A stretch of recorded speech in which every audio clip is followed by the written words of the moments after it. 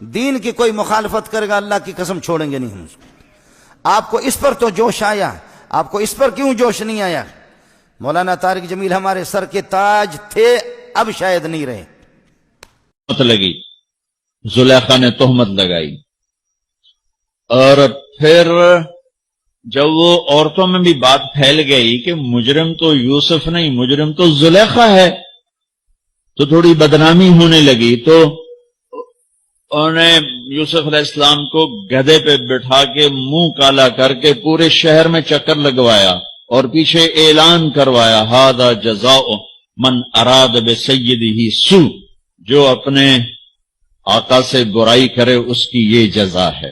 یہ بازار میں نبی ابن نبی ابن نبی ابن نبی گدھے پر پھرایا جا رہا ہو، پھر جیل۔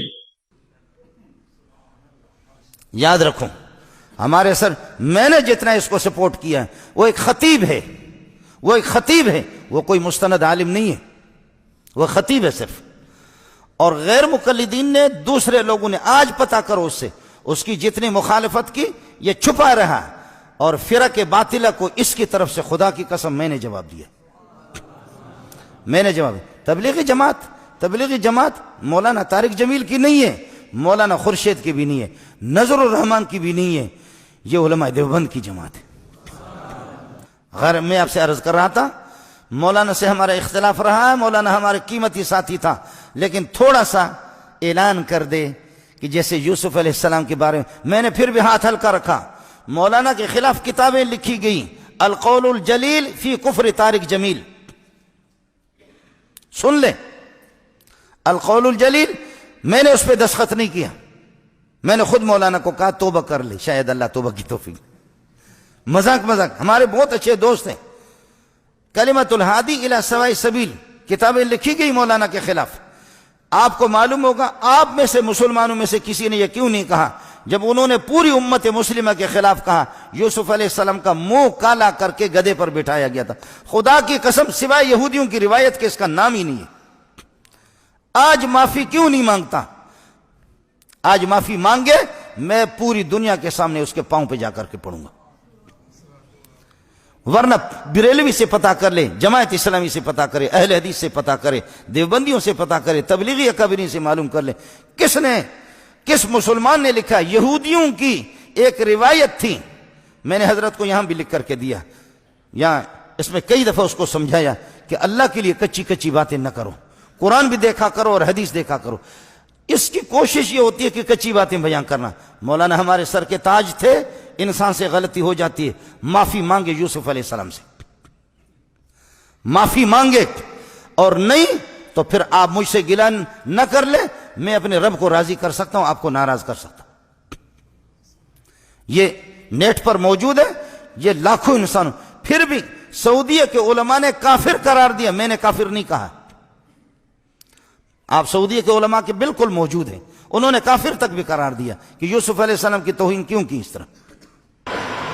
لکھا ہے کہ منظور مینگل نے طارق جلیل کو بہت کچھ کہا ہے، کیا علماء ایک دوسرے کو ایسے کہ جواب دیے کہ طارق جمیل عالم نہیں ہے، وہ علماء کا بدترین دشمن، دین کا ایک مکار فریبی، تبلیغ کا وجود دنیا سے ختم کرنے والا ایک زہریلا سانپ ہے۔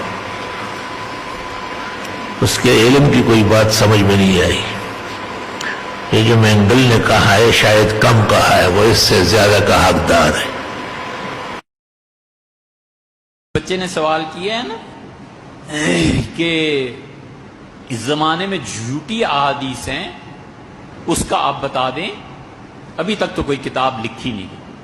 یہ ابھی ایک بیان آیا مولانا طارق جمیل صاحب کا کہ یوسف علیہ السلام کی جب جیل بھیجا گیا تو اس سے پہلے ان کا منہ کالا کر کے پورے شہر میں بھجایا گیا۔ کہاں یار سیدنا یوسف علیہ السلام کا ولیعاذ باللہ خدا کے پیغمبر تھے، کس نے آپ سے کہہ دیا کہ ان کا منہ کالا کیا گیا؟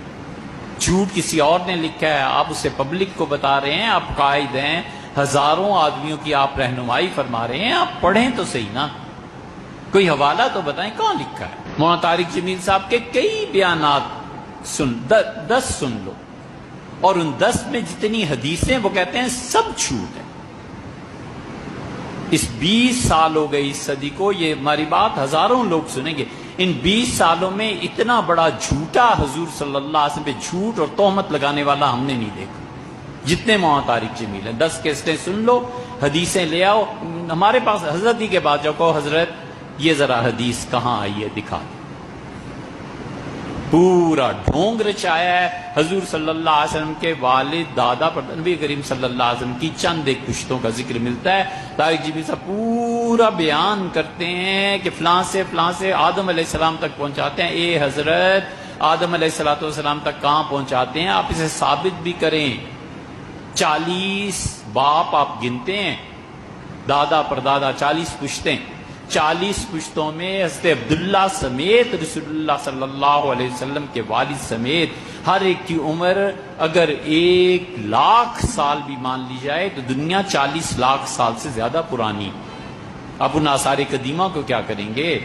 آپ سائنس کی تحقیق کو کیا کریں گے؟ جب یہ جھوٹ ہے تو کیوں آپ لوگوں کے منہ آتے ہیں؟ اگلے جو منکر اور دہری ہیں وہ کہیں گے حضرت دنیا بنے کروڑوں سال ہو گئے، کس آدم کی بات آپ کرتے؟ کتنے جھوٹ گنوائیں؟ حضرت رسالت پناہ صلی اللہ علیہ وسلم کا نسب یہ ہے، یہ سب جھوٹ ہے۔ اللہ کہتا ہے تو یہ کر تو میں یہ کر، تو یہ کر کے تو دیکھ میں یہ کروں گا، تو کر کے تو دیکھ یہ میں کروں گا۔ یہ 8-10 جھوٹ گھڑے ہوئے، بڑا پاپولر ہوا، لوگوں نے بینرز اس کے چھاپ دیے۔ ایک صاحب ہمارے بھی دوست تھے، ہم اس میں لکھ دیا مسند احمد میں آیا، میں نے کہا مسند احمد یہ پڑھیے ذرا نکال دیں یہ کہاں ہے۔ چپ۔ اس کا نقصان یہ ہوتا ہے پھر جب ہم جیسے لوگوں کے پاس یہ چیزیں آتی ہیں اور عقل مند سائنس یہ وہ جدید پڑے ہوئے بچے آتے ہیں کہتے ہیں جی یہ ثابت کریں، ہم کہتے ہیں یار یہ جھوٹ ہے، لوگوں کا دین پہ اعتبار اٹھتا ہے۔ طارق جمیل کی اس زمانے میں تقریر سننا گناہ سے خالی نہیں ہے، کیونکہ اس کی تقریر جادہ حق سے ہٹی ہوئی ہے، اہل سنت والجماعت کے خلاف رفض اور بے دینوں کی باتیں کر رہا ہے، اس لیے اس سے پرہیز مناسب ہے۔ کہتے ہیں کہ ایک مولوی صاحب تقریر فرما رہے تھے، انہوں نے کہا کہ حضرت یوسف علیہ السلام کو جیل میں ڈالنے سے پہلے نعوذ باللہ ان کا منہ کالا کیا گیا، گدے پہ بٹھایا گیا، شہر کے چکر لگوائے کہ نعوذ باللہ ثم نعوذ باللہ لا حول ولا قوت الا باللہ العلی۔ انا للہ و انا، اللہ پاک اپنے انبیاء کو اتنا ذلیل اور رسوا نہیں کرتے۔ انا لننصر رسلنا والذین آمنوا فی الحیات الدنیا ویوم یقوم الاشہاد۔ اللہ فرماتے ہیں ہم اپنے رسولوں کی مدد کرتے ہیں۔ یوسف علیہ السلام کا جیل جانا جو ہے یاد رکھو یہ کوئی بطور سزا تو تھا ہی نہیں، تمہیں کیوں گدھا پہ بھی بیٹھنا پڑ گیا؟ اس مولوی کو کسی نے بٹھایا ہوگا گدھا پہ، اس نے اپنا غصہ یوسف علیہ السلام پہ نکال دیا۔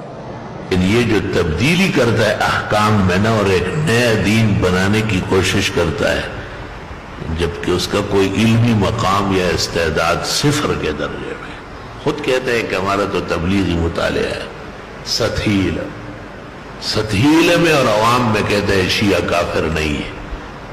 سطحی علم میں کہتے ہیں کہ صحابہ کرام کو کافر کہنے سے کچھ بھی نہیں ہوتا، یہ دیکھیں ذرا، یہ سطحی ہے۔ آج کل ایک دینی حلقوں میں بڑی عجیب سی بحث چل رہی ہے کہ وہ بھی مولانا طارق جمیل صاحب کے حوالے سے، کہ شاید انہوں نے مولانا طارق جمیل صاحب نے یہ فرمایا ہے کہ صحابہ کرام کے اوپر جو ہے وہ یعنی ان کی گستاخی کرنے سے کوئی جو ہے وہ کافر نہیں ہوتا، گو کہ طارق جمیل صاحب خود بڑے معتبر عالم دین ہیں، بڑی عزت ہے ان کی معاشرے میں، اور علماء کرام کے درمیان بھی بڑی عزت سے دیکھے جاتے ہیں۔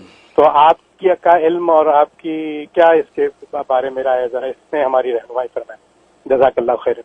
جیسے آپ فرما رہے ہیں کہ وہ فرما رہے ہیں کہ اگر صحابہ کرام رضوان اللہ علیہم اجمعین کو کافر کہنے سے کوئی کافر نہیں ہوتا، تو یہ بات انہوں نے جو کہی ہے تو اب انہوں نے کس موج میں یہ بات کہی ہے؟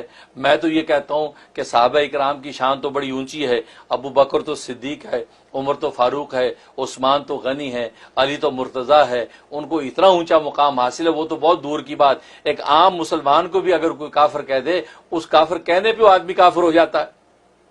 صحابہ کی شان تو بہت اونچی ہے، مجھے اور آپ کو کوئی کافر کہہ دے تو اس پر وہ کافر ہو جاتا ہے۔ بھائی یہ تو نبی کا فرمان، نبی نے اصول بیان کر دیا ہے، سیاستہ کی حدیث ہے، اگر کسی مسلمان کو کسی نے کافر کہا تو کلمہ کفر اس شخص کی طرف جاتا ہے، اس کے دل کو جھانکتا ہے، چکر لگاتا ہے، اس کے دل میں اگر کفر نہیں ایمان ہے تو وہ واپس لوٹ کر اس کہنے والے کے قلب میں جا کے بیٹھ جاتا ہے اور کہنے والا کافر ہو جاتا ہے۔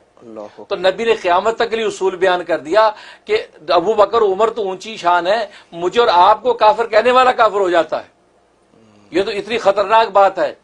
اور جبکہ صحابہ کرام رضوان، اور پھر میرے اور آپ کی ایمان کی ضمانت قرآن نے نہیں دی، صحابہ کرام رضوان اللہ علیہم اجمعین کے ایمان کی ضمانت تو قرآن نے دی ہے، بلکہ نہ صرف ایمان کی ضمانت دی ہے بلکہ ایمان کا معیار کو سوٹی قرار دیا، اور فرمایا فَإِنْ آمَنُوا بِمِثْلِ مَا آمَنْتُمْ بِهِ، اگر یہ لوگ ایمان لے آئیں جیسے اے صحابہ تم ایمان لائے ہو فَقَدْ اهْتَدَوْا، تو یہ لوگ ہدایت پا جائیں گے۔ تو گویا کہ ان کی ہدایت کی ضمانت دے دی، تو صحابہ کے ایمان کو تو ساری انسانیت کے ایمان کے لیے کسوٹی اور معیار قرار دے دیا ہے، تو ان کا ایمان تو اتنا یقینی کہ قرآن سنت اس کی گواہی دے رہا ہے، ایسے مومن کو کافر کہنے والا مسلمان رہ جائے، یہ بات تو بڑی عجیب ہے۔ اور انہوں نے جس کس موج میں کہی ہے وہی بہتر سمجھتے ہیں، میں یہ کہہ رہا ہوں عام مسلمان کو کافر کہنے والا کافر ہو جاتا ہے، اور جو صحابہ اکرام رضوان اللہ علیہم اجمعین کو کافر کہے، جن کی زبان قرآن و حدیث کے اندر موجود، جن کو بلکہ ایمان کی کسوٹی قرار دیا، وہ مسلمان کیسے رہ سکتا ہے؟ وہ کافر کیوں نہیں ہوگا؟ وہ تو یقیناً کافر ہوگا۔ طارق جمیل زنادقہ کا سرخیل، جتنے زندیق اب تک گزرے اتنا بڑا زندیق نہیں آیا ہوگا، نکاح نہ ٹوٹ ہوتا ہے اور ایمان نہ آتا ہے اور نہ جاتا ہے۔ یہ نظریات دے گزرا، اور میرا کو بیٹی بنایا، میرا نے ہر شہر میں ایک شادی کی، خاوند کے ہوتے ہوئے دوسری شادی ہوتا، روا طارق جمیل نسلن و اصلن خود وہی ہے جیسے میرا ہے، یہ بھی وہی چیز ہے، صرف سر ٹھگی کا امامہ اور چہرے پہ ٹھگی کا داڑھی، یہ تبلیغیوں کو شکار کرنے کا ہمارا ہے، نہ ہی سمجھ۔ بعض باتیں اس کی بہت دکھ کی ہے، تو کہتے ہیں قرآن مجید میں ہدایت نہیں، ہدایت تبلیغ لے لے پہلے میں، ایسا واضح توہین شاید کسی نے نہیں کی ہوگی۔ قرآن کہتے ہیں ودل للمتقین، یہ کہتے ہیں قرآن میں ہدایت نہیں، بالکل قرآن کو اللہ کی کتاب آسمانی منزل نہیں مان رہا ہے، ان کی تمام باتوں سے واضح ہے کہ قرآن شریف کتاب نہیں مان رہا، اور یہ روافظ کا اثر ہے، کیونکہ روافظ بھی موجودہ قرآن اور اس کا ظواہر اس کو غلط کیا ہے۔ جو لوگ ان کو دیندار یا عالم یا ہم کو معلومات نہیں ہے غریبوں کو، ہر جگہ وہ یہ بیان نہیں کرتا۔ ایک بیان یہ ہے کہ مولانا مودودی احمد رضا خان ارکان اسلام میں سے، اور ایک بیان یہ ہے کہ اگر یہ حضرات نہ ہوتے تو علماء دیوبند جن لوگوں نے صحابہ سے اختلاف کیا ہے وہ اعلیٰ درجے کے ایمان والے، اصل وارث دین کے روافظ ہیں، جنہوں نے تکلیف اور مصیبتیں گزاری لیکن اہل بیت کو نہیں چھوڑا۔ یہ گلگت میں تقریر کی اور تمام باتوں کی تصدیق کی، کسی ایک بات کا بھی نہیں کہتے یہ کہا ہے میں نے۔ علماء دین شر سے پہلے واقف نہیں ہوتے، جب اس کی جڑیں لگ جاتی ہے، شاخیں نکل آتی ہے، پورا جھنڈ بن جاتا ہے، پھر کیا ہوتا ہے؟ پھر تو آپ کا مقابلہ کرتا ہے۔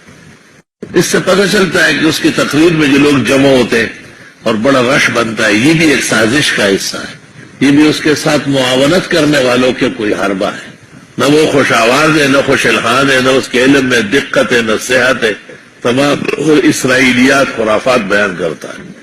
تو واہ، یہ کمزوریوں میں تو سب میں ہو سکتی ہے، لیکن ایک سازش کے تحت قرآن و سنت کے خلاف ایک مہم چل رہی ہے۔ وہ میڈیا اور ٹیلی ویژن وہ کم ہے، یہ بہت زیادہ ہے۔ آپ دیکھیں 2-3 سال میں ایک دفعہ اس کو ممبر کو ایوانڈ میں بٹھا لیتے، کہ یہ بٹھاتے کیوں؟ وہ تو توبہ کی ہے، کب توبہ کی؟ توبہ ہو ہی نہیں سکتی اس کی۔ اس نے خود کہا ہے یہ تو میرا مشن ہے، جن مسائل کو علماء بیان نہیں کرتے میں بیان کرتا ہوں۔ سب سے پہلے ایک قاری صاحب ہے وہاں سرگودا میں، وہ تشریف لاتے ہیں کبھی کبھی، اس نے مجھے کیسٹ سنایا، تو جب میں نے یہ باتیں سنی بڑی حیرت کی میں نے کہ وہ کہتے ہیں قرآن شریف میں یا سیرت النبی میں یا مغازی کے اندر ہدایت نہیں ہے، ہدایت کے دین سے نکل کر بنی اسرائیل میں جانا پڑے گا۔ تو میں بڑا حیران ہوا، محمد انور شاہ کو میں نے بلایا، اس کو سنایا، تو اس نے کہا کہ چونکہ وہ دین کا بہت بڑا دائی ہے نا، تو بے دین لوگ ان کو نہیں چلنے دے رہے، اور اس نے فون آن کیا، معلوم ہوتا ہے کہ محمد انور شاہ کا ان سے رابطہ تھا، تو اس نے فون اٹھایا کہ ابو سے بات کریں۔ میں نے پوچھ لیا تو اس نے کہا یہی بات میں نے کہی، یہ میری تقریر ہے، میں نے انور شاہ کو کہا اب جواب دو۔ اسی طرح وہ مودودی اور احمد رضا کو جو ارکان اسلام کا ہے وہ بھی کہا بس ایک طریقہ ہے، کیا کرو مجبور ہو جاتا. یہ طریقہ ہے، جب آپ کہیں گے تو کہیں گے بس ختم ہو گیا، آپ نے غلط. بالکل ختم نہیں، وہ اس پر پورا ڈٹا ہوا ہے. اس کے بعد امریکہ نے ایک جگہ یہ بیان کیا تو گلگت میں سالانہ اجتماع کے اخیر میں شیعہ ملنے آئے تو ان کو دیکھ کے لوگوں کو کہا آپ یہ نہ سمجھے کہ یہ کون ہے، یہ اس دین کے اصل وارث آ گئے. لیکن پوری تقریر کو جو ہے نا شکار، وہ صرف شکار کے لیے، اصل جملہ اس کا یہ ہے کہ یہ اس دین کے اصل وارث لوگ یہ آ گئے.